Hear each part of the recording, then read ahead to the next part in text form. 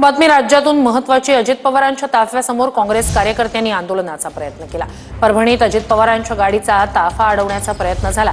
काँग्रेस युवक जिल्हाध्यक्ष आणि भारतीय कम्युनिस्ट पक्षाच्या पदाधिकाऱ्यांनी जिल्हाधिकारी कार्यालयासमोर अजित पवारांचा ताफा अडवण्याचा प्रयत्न केला।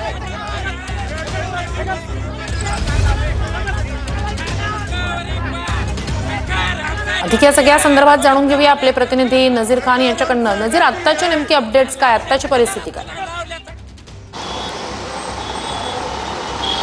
निश्चितच आज अजित पवार परभणी दौऱ्यावरती होते। खरं तर श्री क्षेत्र नृसिंह या ठिकाणावरून अजित पवार यांचा ताफा जिल्हाधिकारी कार्यालयात आढावा बैठकीस घेण्यासंदर्भात आला होता। मात्र जिल्हाधिकाऱ्यालयाच्या अगदी समोर डॉक्टर बाबासाहेब आंबेडकर यांच्या पुतळा परिसर समोर काँग्रेस युवक आणि भारतीय कम्युनिस्ट पक्ष आणि महाराष्ट्र राज्य किसान सभेकडून अजित पवार यांचा ताफा अडवण्याचा प्रयत्न खरं तर करण्यात आला आहे। आंदोलकांच्या हातात चुना होता। 1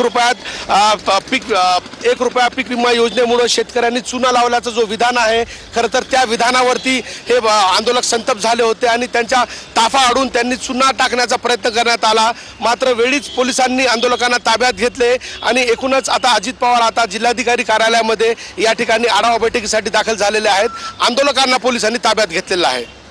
स्टुडिओ नक्कीच धन्यवाद नजीर, तुम्ही दिलेल्या संपूर्ण माहितीसाठी अपडेट्स घेत राहू।